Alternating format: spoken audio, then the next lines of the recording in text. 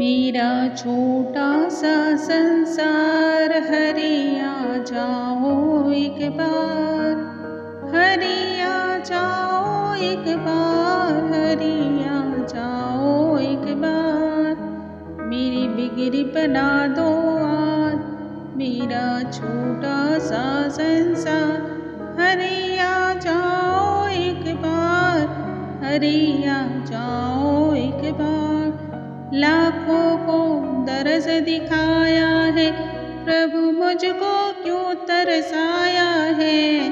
ये कैसी तुम्हारी माया है, नित्य बहती है अशुभन की धार। मेरा छोटा सा संसार प्रभु आ जाओ एक बार। ओम नमो भगवते वासुदेवाय। नमस्कार दोस्तों, आज के इस वीडियो में हम पुरुषोत्तम मास महात्म्य के 17वें अध्याय के बारे में चर्चा करेंगे। इस अध्याय में हम जानेंगे सुदेव शर्मा को किस प्रकार से पुत्र रत्न की प्राप्ति होती है और जब उसी पुत्र के वापस होने की ओर प्रस्थान किया जाता है तो कौन कौन सी लीलाएं होती हैं और इसमें नारायण भगवान ने क्या कहा है। आइए सबसे पहले हम भगवान श्री गणेश का ध्यान करते हैं और कथा का आरंभ करते हैं। श्री वक्रतुंड महाकाय सूर्यकोटि समप्रभा निर्विघ्नं कुरु मे देव सर्वकार्येषु सर्वदा। ओम नमो भगवते वासुदेवाय। नारद जी बोले, हे कृपा करके सिंधु, उसके बाद जागृत अवस्था को प्राप्त उस राजा दृढ़ धनवा का क्या हुआ सो मुझसे कहिए, जिसके सुनने से पापों का नाश हो गया है। नारायण जी बोले, अपने पूर्व जन्म के चरित्र को सुनने से आश्चर्य युक्त तथा सुनने की इच्छा रखने वाले राजा दृढ़ धनवा से वाल्मीकि ऋषि फिर बोले। मुनि बोले, इस तरह स्त्री के मुख से शीतल वाणी को सुनकर सुदेव शर्मा धैर्य धारण कर हरि भगवान में चित्त को लगाता हुआ दीर्घ श्वास लेकर दीन मुख सुदेव शर्मा जो होने वाला है वह होकर रहेगा, यह मन में निश्चय कर पुष्प समिधा आदि के लिए वन को चला गया। इस प्रकार उस सुदेव शर्मा का काफी समय बीत गया। बहुत दिनों बाद एक दिन की बात है, समिधा पुष्प फल पुष्प इत्यादि लेने के लिए सुदेव शर्मा वन को गया। वहां जाकर सुदेव शर्मा मन से हरि भगवान के चरण कमलों का ध्यान करने लगा। उसी दिन उसका लड़का सुखदेव अपने मित्रों के साथ बावले को गया। बावले में प्रवेश कर सम्य वयस्क के मित्रों के साथ जल यंत्रों से जल फेंकता हुआ और बार बार हंसी ठिठोली करता हुआ खेलने लगा। गर्मी की ऋतु में बार बार जल में खेलता हुआ हर्ष को प्राप्त हो रहा था। इस तरह प्रेम में मग्न सब बालकों से खेल करते हुए अथाह जल में जा खड़ा हुआ। वह सुखदेव बालक मित्रों से पीड़ित होकर मित्र वर्ग के भय से भागने की इच्छा करता हुआ और भाग्य से प्रेरित होकर अपने सांस को रोककर अपने मित्रों को छलने की इच्छा से अथाह जल में गोता लगाया, किंतु उस जल से व्याकुल होकर उससे बाहर निकलने की इच्छा करता सहसा उस अथाह जल में उस बालक को मृत्यु की प्राप्ति हो गई। जल से निकलते हुए बालक को न देखकर वे सब समवयस्क के मित्र बालक चकित होकर हाहाकार करते हुए बहुत जोर से दौड़े और अत्यंत शोक से ग्रस्त वे बालक उसकी माता गौतमी से जाकर बोले। उन बालकों के अत्यंत अप्रिय वज्रपात के समान वचनों को सुनकर पुत्र में प्रेम करने वाली वह गौतमी तुरंत पृथ्वी पर गिर पड़ी। उसी समय वन से सुदेव शर्मा आया। पुत्र का मरण सुनकर कटे वृक्ष के समान पृथ्वी पर गिर पड़ा। बाद में दोनों ब्राह्मण स्त्री पुरुष उठकर बावली को गए। वहां जाकर मृत पुत्र का आलिंगन कर उसके शरीर को गोद में लेकर सुदेव शर्मा बारंबार पुत्र का मुख चूमने लगे। अपने गोद में स्थित मृत पुत्र को बार बार देखता हुआ रोता विलाप करता गदगद अक्षर से बोला, हे पुत्र, मेरे शोक को नाश करने वाले शीतल सुंदर और शुभ वचन को बोलो। हे वत्स, मेरे मन को प्रसन्न करो।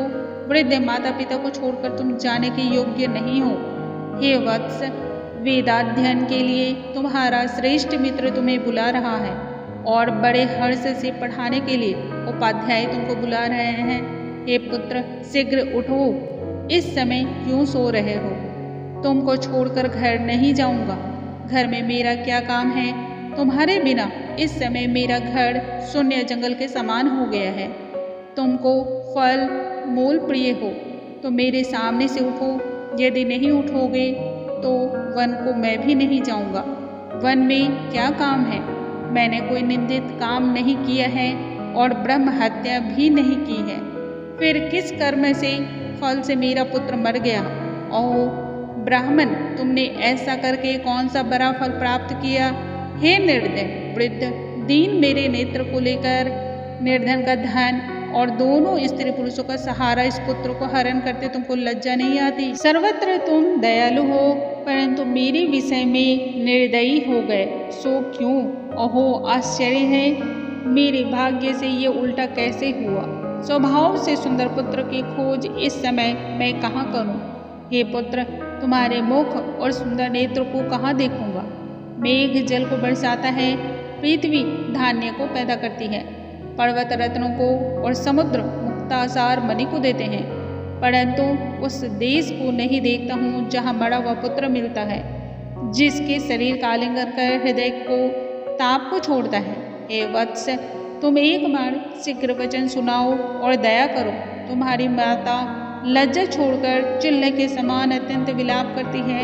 हे पुत्र, उसको देखकर तुमको दया क्यों नहीं पैदा होती है? माता पिता की आज्ञा बिना तुम कभी भी नहीं गए। हे पुत्र, हम दोनों से बिना पूछे ही दूर के मार्ग को गए हो क्या? इस समय किसके वेदाध्ययन की उत्तम वाणी को सुनूंगा?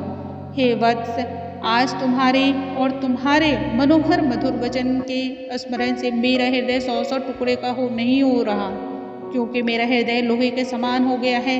हे कौशलेंद्र राजा दशरथ, तुमको हम धन्य मानते हैं, क्योंकि रामचंद्र के वन जाने पर पुत्र के ताप से दग्ध वे प्राणों को नहीं रख सके, परंतु पुत्र के मर जाने पर भी जीवित रहने वाले मुझको धिक्कार है।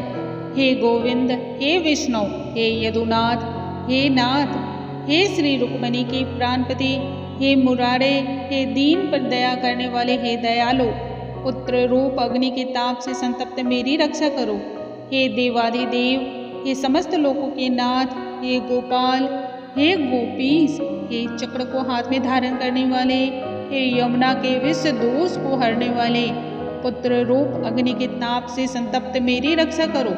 हे वैकुंठ के वासी विष्णु, हे नरकासुर के नाशक, हे चराचर के आधार, हे संसार रूप समुद्र से पार करने के लिए जहाज रूप अर्थात संसार समुद्र से पार उतारने वाले, हे ब्रह्मादि देवताओं से नमस्कृत चरण पीठ वाले, पुत्र रूप अग्नि के ताप से संतप्त मेरी रक्षा करो। हमारे समान सठ दूसरा कोई नहीं है। जो मैंने देवकी पुत्र कृष्णचंद्र के वचनों को उल्लंघन कर पुत्र में दुराशा की, कौन अभागा पुरुष भाग्य में न रहने वाली वस्तु को प्राप्त कर सकता है? इस प्रकार से पुरुषोत्तम मास महात्म्य के 17वें अध्याय की समाप्ति होती है। बोलो नारायण नारायण हरे हरे, जप लो नारायण नारायण हरे हरे, रट लो नारायण नारायण हरे हरे हरे हरे।